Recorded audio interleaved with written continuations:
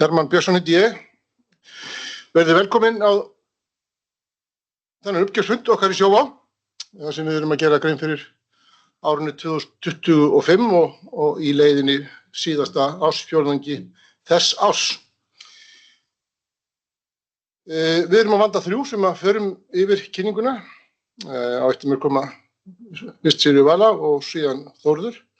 Svo komum við öll upp svona í lokin og erum tilbúin til þess að svara spurningum og vonandi koma einhverjar spurningar sem að fylla það bara inn í kynninguna.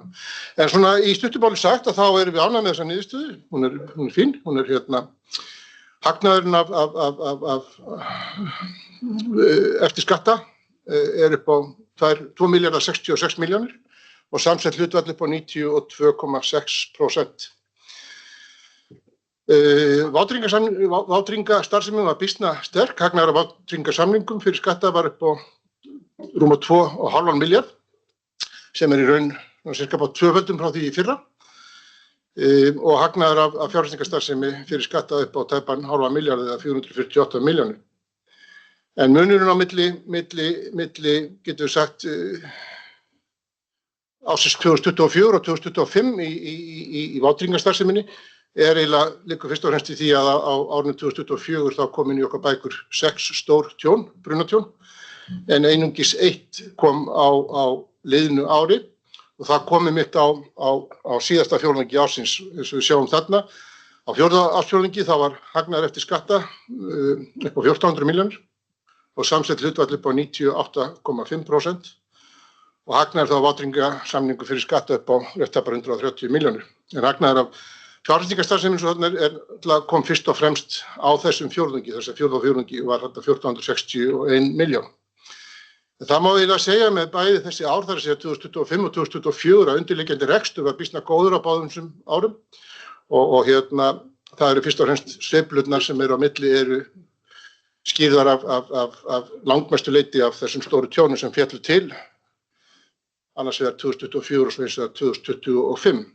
Tjónaþróunin hefur verið hagfelld að öðru leyti.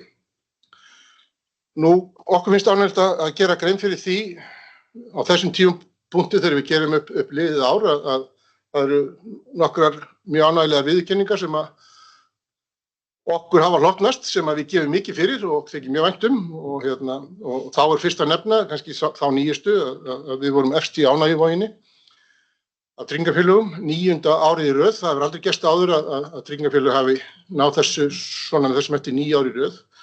Og það sem er líka svolítið ánægjulegt að fyrir okkur getum við sett að því að ég hef fengið margar spurningar undanfarið ár frá einmitt á þessum fundum, þar sem að við erum spurð út í samkeppnina og hvernig við metum hana, að það er gríðarsterkt og mikil ánægja með það okkar megin að niðurstaðan fyrir þetta ár, þar að segja 2025 í ánægjuvoginni, þá er þetta hæsta skor sem tryggingafélag hefur fengið frá sögu ánægjuvogarinnar og ég held að ef ég man rétt að þetta tæplega 30 ár sem er búið að mæla þessa niðurstöðu. Þannig að það er gríðarsterkt og mikil viðurkenning fyrir okkar störf í þessari samkeppni sem nú er og nærir okkur mjög, getur við sagt. Og í því samhengi líka þessir efstu þættir fyrsta val á markaði, sem er þá spurning, það sem spurt er ef fyrir einhverjum að liggja að skipta tryggingafélag, hvað væri helsta val og þar er það þannig að Sjóvá er fyrsta val þar sem er líka þá gríðarlega útistandandi tækifæri sem að verkefnið okkar er að nýta. Nú varðandi okkar eigin viðskiptamenn þá höfum við sagt frá því að það ríkir mikil tryggð í miklu samkeppnisumhverfi, þá ríkir mikil tryggð og tryggðin er nú ekki síður verðmæt í því samhengi við þessar kringumstæður þegar samkeppnin er hörð. Varðandi NPS sem við mælum sjálf og það er að segja líkur á meðmælum sem við mælum sjálf og kemur líka út úr ánægjuvoginni, að þar verður segjast eins og að markaðurinn í heild sinni, það er að segja fjármálamarkaðurinn, bankar og tryggingafélög eru almennt mjög lág þarna og hafa verið frá því í kringum 2008 en þarna erum við margt bett og verulega hærri heldur en flestunni fyrirtæki sem á þessu markaði sem er líka mikil viðurkenning og gott.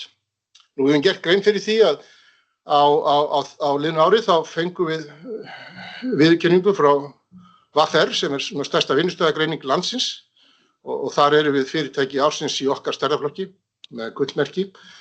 og eitt af því sem ágætt að draga fram þar á mælikvarðanum 5 að þá svona traust til stjórnenda hér upp á 4,78 og það vandfundið það fyrirtæki sem státar af öflugri niðurstöðu sem gríðarlega sterkt og mikilvægt fyrir okkur og svo sem kannski fyrir mig engin sérstök tíðindi vegna þess að hér bara landsliðsfólk í mannauð og það það sem hefur skilað okkur þeirri stöðu sem við erum í. Og talandi landsliðsfólk í mannauð og þá erum við tilnefnd núna sem svona besta vörumerki vinnustöðar hjá Brand og ef ég man þetta rétt að niðurstaðan verði kynnt í næstu viku þar. En við erum eitt af nokkrum fyrirtækjum sem þar erum tilnefnd og verður spennandi að sjá hvað niðurstaðan verður þar. Enga síður hvort sem við hljótum á endanum þá viðurkenningu eða ekki þá í sjálfum sér tilnefningin gríðarsterk og ánægjuleg. Á þessu stöðu ætla ég að hleypa Sigríði með reksturinn.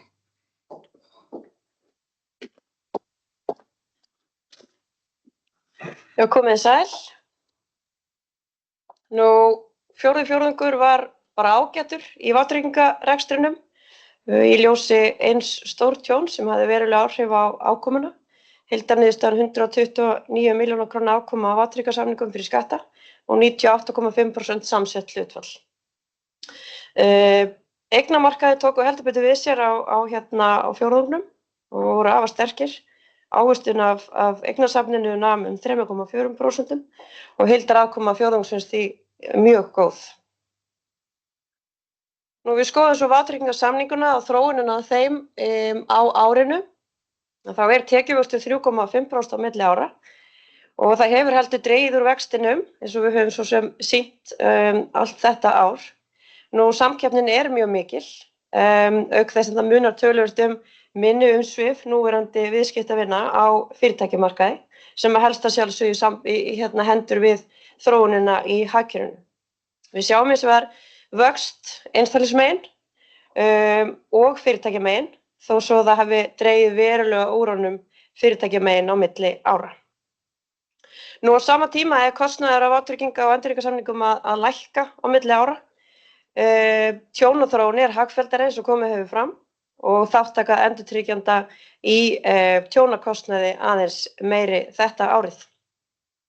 Það skilar sér í umtalsverðri lækkun á samsettu hlutfalli sem fer á 96,2% með 92,6%.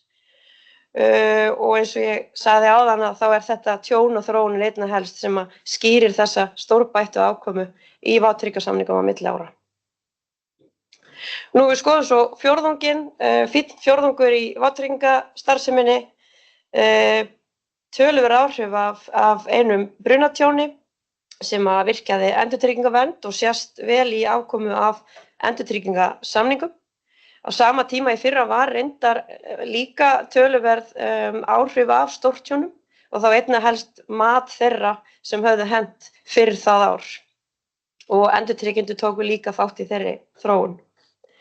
Rekstrarkostnaður af vátryggingasamningum að dragast lítillega saman en við fylgjumst gríðarlega vel með þessum þætti, bæði hvernig hann að þróast og kostnaðar hlutfallinu sömu leiðis. Niðurstaðan 129 milljóna króna ákoma og 98,5% samsett hlutfall. Ákoman eiginlega borin uppi af ákomu af fjárfestingarstarfseminni sem var nokkuð umfram væntingar á fjórðungnum eftir ansi daufan markað framan á ári. Ákoman 1870 milljónir fyrir fjármagnsliði og 1400 milljónir fyrir samstæðuna eftir skatta í heildinni. Árið tekjuvöxturinn 3,5% og hann þarf auðvitað alltaf að skoða í samhengi við þróun á tjónunum. Þar sjáum við hann ekki vaxa til jafns við tekjurnar og því sjáum við lækkun í tjónahlutfalli. Færri stórtjón skýra nær öllu leyti þessa breytingu á milli ára. Undirliggjandi tjónaþróunin hefur verið bæði þessi ár nokkuð hagfelld, þó svo að slök afkoma af ökutækjatryggingum og þá sérstaklega frjálsum ökutækjatryggingum séu vissulega vonbrigði þetta árið eftir að hafa séð jákvæða þróun á árinu 2024. Rekstrarkostnaðir aukast 3,2% á milli ára, rétt undir tekjuvexti sem lækkar kostnaðarhlutfallið lítillega á milli ára. Það launakostnaður sem að drífa þennan vöxt nær eingöngu á milli ára, þrátt fyrir nær óbreyttan stöðugjaldafjölda. Auk þess sem að rekstur og kostnaður við rekstur á upplýsingatækni innviðum og þróunin þar svona tiltölulega fyrirferðarmikill. Og það í rauninni bara í takt við mikilvæg verkefni sem við erum að takast á hendur þar, sem að hafa snúið að því að nútímavæða okkar tækni innviði og frekari framþróun þjónustulega. Ég ætla að koma aðeins betur inn á það á eftir. Nú á sama tíma ákoman af vátryggingasamningunum fegna góð og í takt við okkar væntingar. Þá ákoman af fjárfestingarstarfseminni undir væntingar. Þeir hafa verið erfiðir eignamarkaðarnir þar sem af árið þó svo þeir hafa tekið vel við sér í lok árs. En niðurstaðan 2 milljarða króna ákoma fjárfestinga fyrir fjármagnsliði og dregst umtalsvert saman á milli ára. Nú fjármagnsliðirnir eru að lækka lítillega og það eru ennþá tiltölulega háir og það bara í ljósi vaxtastigs sem við búum við. Nú niðurstaðan 3 milljarða króna afkoma fyrir skatta af starfseminni og 2 eftir skatta og þetta háa skatthlutfall helgast af samsetningu afkomunnar sem borin uppi af vátryggingasamningunum og góður afkomu af skuldabréfasafni og neikvæðar gangvirðisbreytingar af hlutabréfum koma ekki til lækkunar á tekjuskattsstofni og þess vegna endar hlutfallið að virka tekjuskattshlutfallið svona hátt. En prýðileg rekstrarniðurstaða fyrir árið. Nú við skoðum svo gjaldþolið og gjaldþolskröfuna og þá gjaldþolið að hækka á fjórðungnum í takt við afkomuna sem verður að miklu leyti til þennan fjórðunginn. Krafan sömuleiðis að hækka umtalsvert og það aðalega markaðsáhættan sem að drífur þann vöxt á fjórðungnum. Og það hlutabréfa og samþjöppunaráhætta sem að hækkar á fjórðungnum í takt við bara þróunina á hlutabréfamörkuðum. Samhverfu aðlögunarstuðullinn sem nú títt nefndur, hann hefur haldið áfram að vaxa þennan fjórðung sem hefur gert allt þetta ár og í rauninni að binda töluvert meira heldur en honum ætlað svona samkvæmt því hvernig hann uppbyggður og hvernig hann hugsaður. Það sem líka aðeins að þyngja markaðsáhættuna vaxtaáhætta sem hefur aukist umtalsvert með lengri líftíma skuldabréfasafnsins sem þá rauninni lengri og meira bil á milli skuldbindinga eða líftíma skuldarinnar hjá okkur. En niðurstaðan að gjaldþolshlutfallið þá 1,46 í lok árs og ef við tökum tillit til fyrirhugaðrar arðgreiðslu eða tillögu stjórnar arðgreiðslu að þá endum við 1,4 í lok árs. Nú efnahagsreikningurinn að þróast með tiltölulega hefðbundnum hætti og í rauninni ekkert engar stórvægilegar breytingar sér stað á milli ára þar og sem fyrr afar sterkur. Og nú langar að nefna að ég kom aðeins inn á svona fjárfestingu og annað í tækniumhverfi og okkar tækniinnviðum og eins og við vitum og flesta þá upplýsingatæknisviðin og það sem að þau gera orðið svolítið svona hjarta- og æðakerfi í öllum fyrirtækjum og það þarf að sinna því og það þarf að og það sem við höfum verið að gera undanfarin ár, svona sirka bát undanfarin 4 ár, að uppfæra öll okkar lykilkerfi með markvissum fjárfestingum þá og koma þeim inn í nýjustu tæknistakkana sem í boði fyrir okkur og gefur okkur þá tækifæri til þess að vinna í nýjustu tæknilausnum sem að okkur býðst að gera. Þetta að sjálfsögðu unnið í samstarfi við öflug og leiðandi tæknifyrirtæki en hins vegar leitt áfram innan og sjó okkur og það unnið þannig sem að við vinnum öll okkar verkefni. Við erum með tiltölulega svona lítinn kjarnahóp inni, rúmlega 20 manna UT-teymi sem að við vinnum svo þétt með ytri verktökum, hugbúnarhúsum í frekari framþróun. Og það þessi sveigjanleiki sem að við viljum hafa til að geta bæði skalað hratt upp og hratt niður og sótt á aukinn slagkraft í tiltekin verkefni í afmarkaðan tíma. Þetta gefur okkur líka tækifæri til þess að fókusera bara á það sem skiptir okkur máli. Það að segja að vinna í þeim verkefnum sem skapa virði fyrir okkar tryggingarekstur og láta þá aðra fagaðila það sem að snertir það minna. Og þetta hefur verið gert með fegna góðum árangri og við munum halda áfram á þessari vegferð. Nú þar á þessu kannski sem að frekari framþróun okkar þjónustuleiða í áttina meiri skilvirkni og mögulega hraðari vöruþróun sem að við byggjum það allt saman á þessum innviðum okkar sem við erum búin að eyða töluverðum púðri í að gera svona tæknilega tæka og góða inn í fyrir okkar til að ná okkar markmiðum og við byggjum á þessu og það þessi nútímalega tækniumhverfi. Við erum með gríðarlega öflugt vöruhús gagna og gagnadrifna menningu og við höfum eytt miklu í öryggismál undanfarið og á þessu og þarna erum við að sjá líka að þarna opnast á tækifæri til þess að leysa úr læðingi þau tækifæri sem felast í nútíma tækni sem við höfum aðgang að í dag. Af því án gagnanna og án nútímalegrar tækni það það erfiðara. Það sem og þarna erum við að tala vöruþróun og við erum að tala skilvirkni, erum við líka að tala hluti bara eins og að nýta gervigreindina. Og þar höfum við verið að stíga markviss skref og sjáum fyrir okkur að halda áfram á þeirri vegferð og erum þegar farin að sjá árangur af því. Og það svona stefna sem við ætlum að þessum grunni sem við ætlum að byggja til framtíðar og sjáum fjölmörg tækifæri til að efla okkur enn frekar og ekki síst að færa okkur nær viðskiptavinunum okkar og standa vörð þjónustuna. Þórður.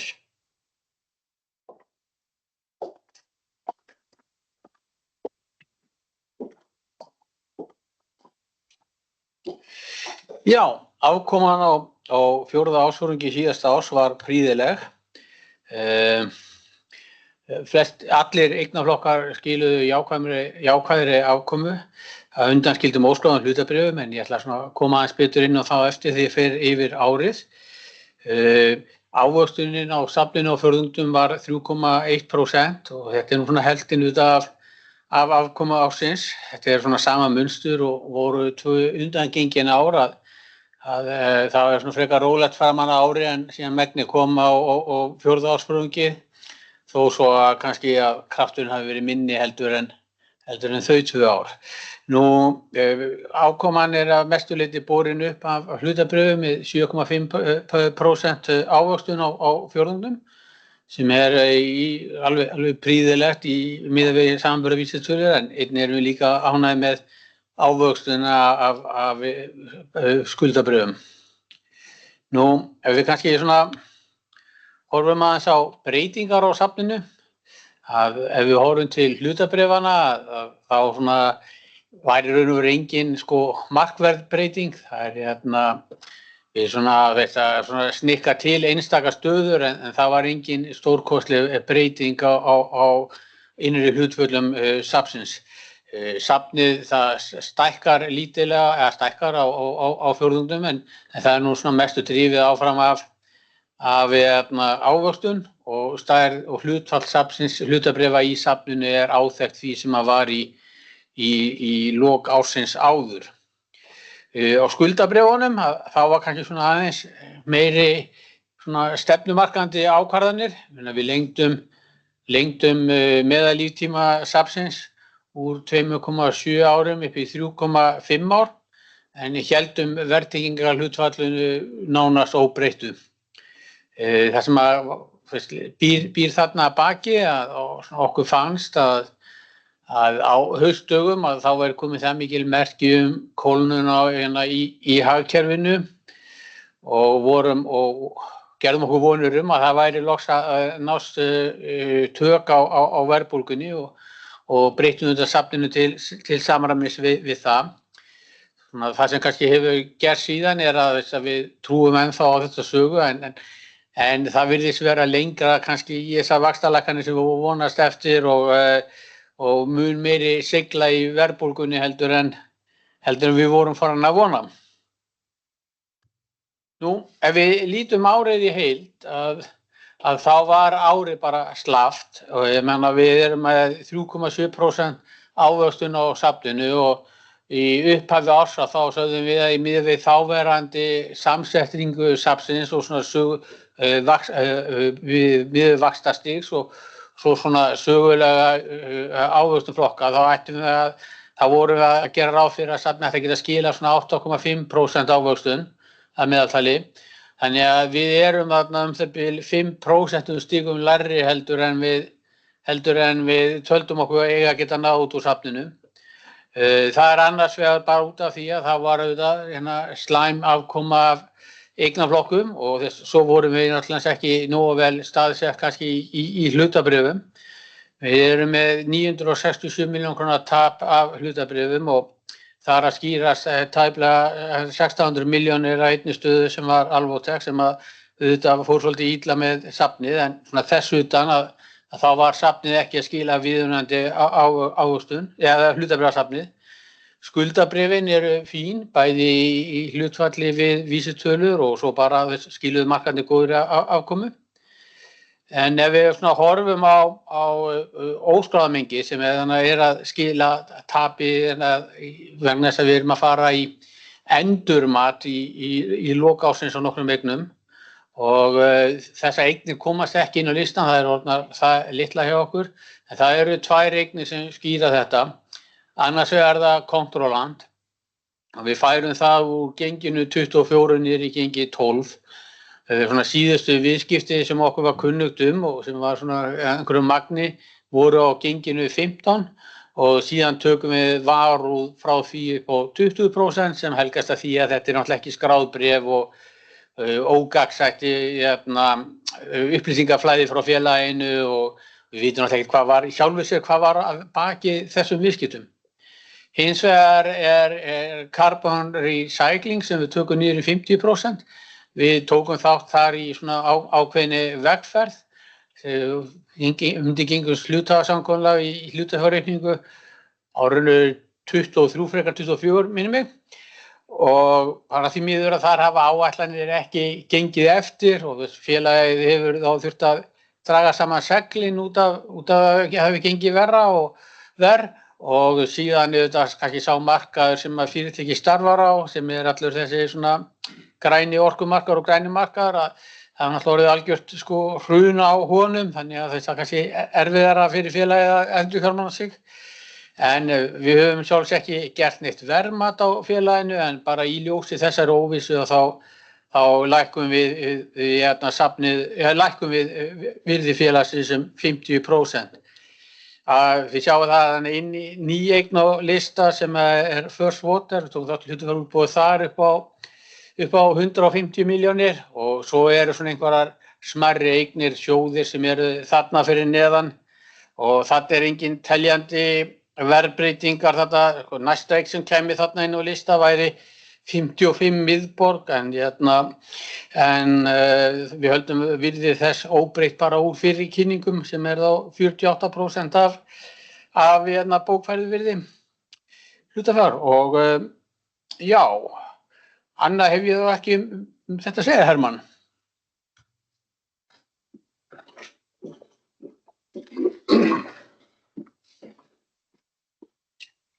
Já, ef við aðeins þá bara draugum þetta saman, kannski ánum gefum það, þá er þetta mynd sem við sýnum alla jafna, það er að segja svona afkoman brotið niður á einstaka greinarflokka. Þarna eins og áður þá eru svona þessi þrír tálkar lengst til vinstri mynda svona 70-80% af iðgjöldunum okkar. Þarna sést nú glögglega á fyrsta dagnum og hefur svona sést og sást svona glögglega líka þá fyrir árið 2024 í hinn áttina, það er að segja afkoman af eignatryggingum sveiflast náttúrulega mjög eftir því hvernig þessi stóru tjón falla til á hverjum tíma. Nú Sigríður var alveg vék aðeins að því áðan með ökutækin og það er kannski sérstaklega sem ég svona dregið fram ágefni frjálsu ökutækjatryggingar. Sjálfum sem lögbónu má alveg fara rök fyrir að séu alveg á viðunandi stað. Sérstaklega þegar haft í huga, það er mikil samkeppni og þarna er mesta verðnamnin í samkeppninni, það er í ökutækjunum. En svona í frjálsum þá er þetta svolítið flókið, getur sagt á margan hátt að svona íhlutur í bíla orðnir flóknari, dýrari, þannig að viðgerðin á þeim orðin dýrari. Það hefur ekki nást sá árangur sem að til stóð í að nota það varahluti, hvorki hér í Skandinavíu og sennilega líka vegna bara tilkomu og þróun á bílum, þannig að viðgerðir í sjálfum sér eru dýrari heldur en þau voru áður. Nú svo er náttúrulega þróun bara á launalinnum þar og fleira. Engu að síður, þau verðum augun á þessu og það er einhver merki þarna eins og varðandi framrúðu viðgerðir og fleira sem eru svona jákvæð teikn í þessu. En lögbónu eru kannski á stað sem að við getum alveg fellt okkur við, getum við sagt. En þá til að draga þetta saman, við erum býsna ánægð með niðurstöðuna, eins og búið að gera grein fyrir, samsett hlutfall upp á 92,6%. Tusa til þess áðan að þegar við fórum að markað og ég heldur við tala það nokkuð skýrt að svona langtíma markmið okkar í samsettu hlutfalli 95%. Það vil segja að í slæmum árum erum við ekstra fyrir ofan það og svo í betri árum fyrir neðan. Og á þess að ég hafi gert neina sérstakar rannsókn á því, þá kemur ekkert óvart að ef við myndum svona skoða síðustu 10 ára þá liggjum við þarna í kringum 95% getum við trúað að meðaltali. Og það þýðir það að við erum að standa við markmið okkar og loforð að vera með arðsaman vátryggingarekstur og skila eigendum okkar góðum arði frá ár til árs. Við erum margvísleg félag. Og víkjandi að því að það var samþykkt áðan að leggja það til við hluthafafund að það verði greiddur út 1100 milljóna króna arður sem að þýðir 0,95 krónur á hlut. Og það skilar þá eins og komið fram gjaldþrotshlutfall upp á 1,4. Við höfum þegar sótt heimild til fjármálaeftirlits til að hefja endurkaup samanskapi.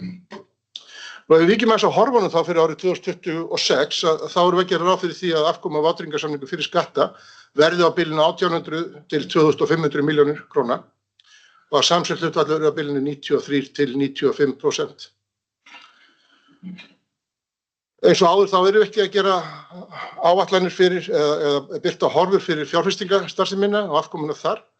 En við gerum ráð fyrir því að svona, það er eignir sem þar í stýringu að ávöxtun af þeim skili sem nemur 8,5% á ári til lengri tíma og þá það tekið mið af núverandi vaxtastigi og fjárfestingarstefnu félagsins. Og þá má alltaf að áhrif áfallana vaxta eða vöxtunar á vátryggingarskuldina verði neikvæð upp á 1300 milljónir með óbreytt vaxtastig og stærð vátryggingarskuldarinnar. Nú ef við horfum síðan bara á hvaða sýn við höfum og hvernig svona væntingar okkar og markmið eru til ársins 2026 að þá það nú þannig að við ætlum að byggja á þeim góða grunni sem hefur skapað okkur góða stöðu á markaði. Við ætlum að leggja áherslu á, eins og ég segja, á arðsaman, ábyrgan, góðan vátryggingarekstur. Við tölum gjarnan eitt sjóvá, við erum með sterkt og þéttriðið útibúnett. Þó að það sé ekki fjölmennt í einstökum einingum, þá hefur við sagt það að með okkar kerfum og með okkar svona innra skipulagi þá er þeir viðskiptamenn sem eru í viðskiptum við tveggja manna útibú að nýta sér allan slagkraftin sem að baki starfseminni býr. Þannig að við erum að veita sömu þekkinguna sama hvar borið niður í okkar útibúum sem gríðarsterkt. Við leggjum miklu áherslu á það að vera í miklu nánd við okkar kuna, við leggjum miklu áherslu á það að kunna tryggingar, það er okkar fag. Þar ætlum við að taka samtalið við okkar kuna og trúum því að svona nándin við okkar kuna á þeim forsendum, það muni skila okkur áfram sterkri stöðu á markaði. Það er líka mjög áhugavert sem að kom fram áðan varðandi svona kerfismyndin okkar sem við höfum verið að þróa og ég get alveg sagt það að svona ytri aðilar sem hafa komið að því, svona okkur til ráðgjafar hafa hælt okkur mjög fyrir hvernig sú þróun hefur átt sér stað. Eins og kom fram þá erum við tiltölulega litla tölvudeild upp á kannski 20 manns pluss en gríðarlega góða og sérhæfða og getum síðan notað ytri aðila til þess að sveiflujafna eftir verkefnum og þar höfum við bara gríðar mikil tækifæri og erum alveg mjög í stakk búin til þess eins og við höfum verið fram að þessu að nýta okkur bestu tækni og okkur og rekstrinn til framdráttar. Nú, ég nefndi það áðan að sjó hefur verið fyrsta val á vátryggingamarkaði, þarna sést mynd svona hvar í rauninni staðan þar sem er gríðarsterk okkar vegna og svona það getur sagt að svona ímyndilega sé stöndu við mjög sterkt á markaði. Og talandi tæknina, þá erum við að veita núna þjónustu allan sólarhringinn. Við erum að nýta núna spjallmenni sem að styðst við gervigreind og erum þá þannig að svara 50% af fyrirspurnum sjálfvirkt sem er gríðarsterkt og voru svona fyrst á landinu til að nýta okkur þessar lausnir.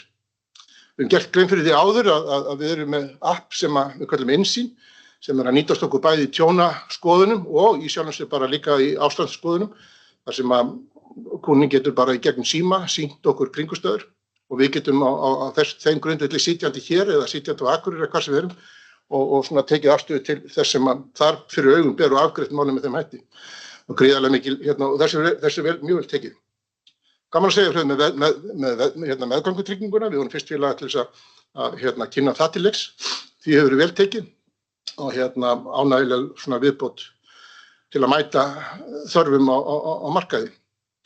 Nú aðeins að svona samfélagslegum málum, að þá þreytust við ekki á því að við erum afar stolt af því að vera aðalstyrktaraðili Landsbjargar og við verið það alveg frá stofnun félagsins 1999 og núna á liðnum árum vorum við og liðnum árum hefur við verið í samstarfi við ljósið ljósafossgönguna og sem hefnaðist gríðarlega vel á liðnu ári, mjög ánægjulegt og gott samstarf. Talandi það, þá erum við líka auglýsingaherferðin okkar sem hefur verið í loftinu núna undanfarna vikur, þar sem ánægja sem við erum að auglýsa, að við erum komin í samstarfi Geðhjálp þarna og svona verið mjög áhugavert að fylgjast með því, þar sem svona aðilar geta þá á okkar heimasíðu hjá þeim svona fyllt inn í fyrir sinn part og við munum greiða Geðhjálp fyrir hverja þá útfyllingu eða ábendingu sem þar kemur fram og lökkum mjög til þess og vonum að sem allra flestir fyll inn í það vegna þess að því meira því betra fyrir Geðhjálp í því samhengi. Líka þetta, það kemur ekki fram í kynningunni, það kom fram í fréttatilkynningunni, það ánægjulegt náttúrulega, það hafa bæst í hópinn, hluthafar. Við fórum náttúrulega, eins og við gerðum grein fyrir, að starfsmenn okkar fengu kauprétt fyrir síðasta ár og nýttu verulegum hluta þann rétt og eru svona útistandandi rétt fyrir þetta ár til þess að bæta við sig enn frekar. Mjög ánægjuleg tíðindi og gerir það verkum að starfsmenn eru enn svona tengdari okkur og fylgjast með þessum kynningum sem birtast 4 sinnum á ári, sem er ekki slæmt. Þá ætlum við að opna fyrir spurningar og við erum gjarnan að taka á móti þeim ef einhverjar eru.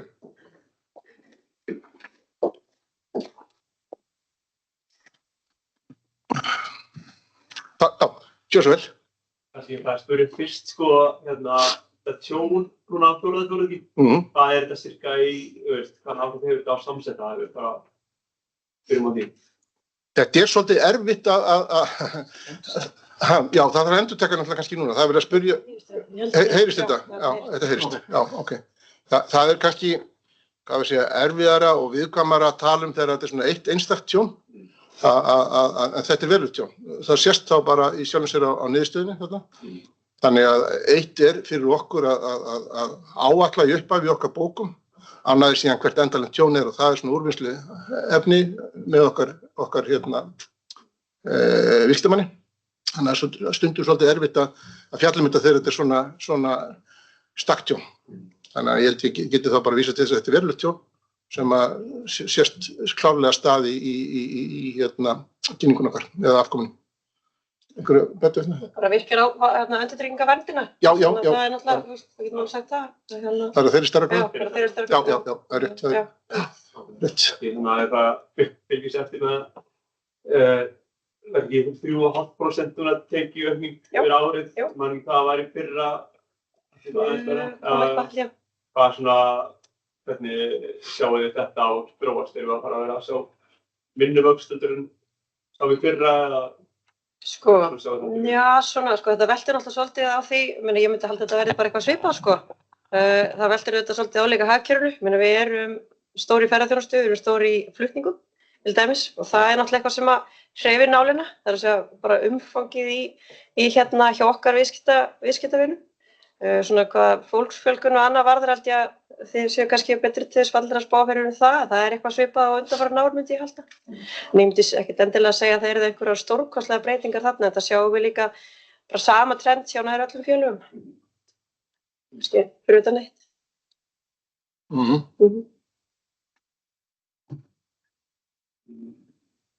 Meira? Nei, ég sjálfins er bara aftur að þessum vexti sem held ég Sigríður var vék alveg að í sinni kynningu að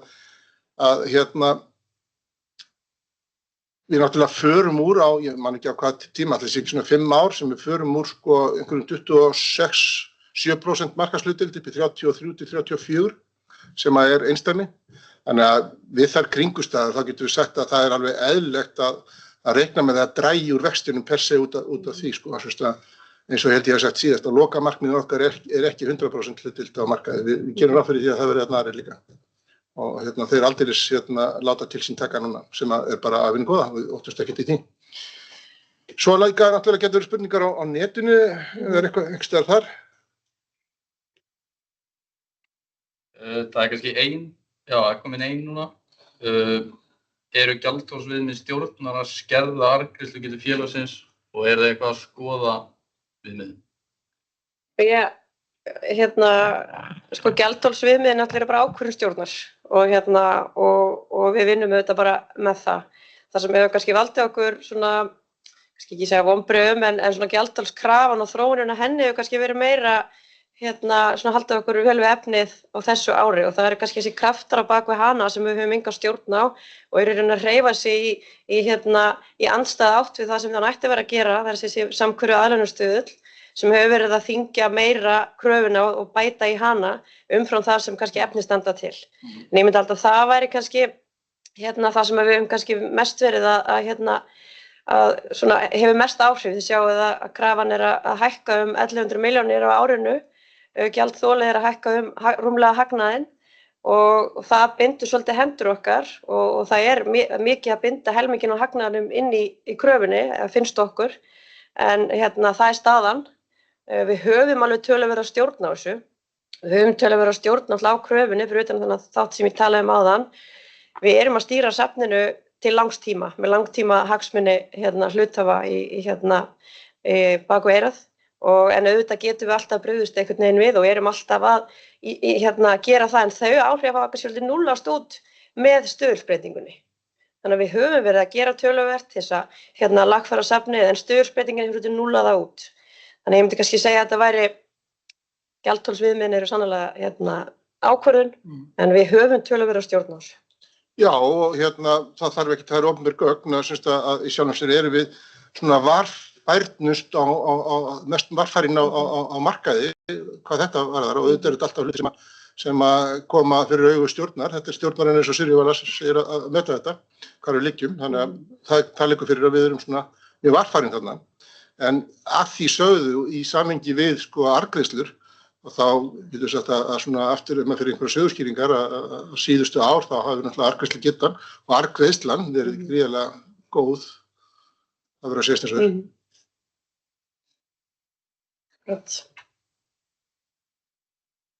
Ef ekki eru fleiri spurningar þá er heitt að konnunni og bara að gera að fá sig kaffisúpa. Og þá þökkum við fyrir okkur. Eitthvað að loka með þér? Nei. Ertu með uppklappsgleru?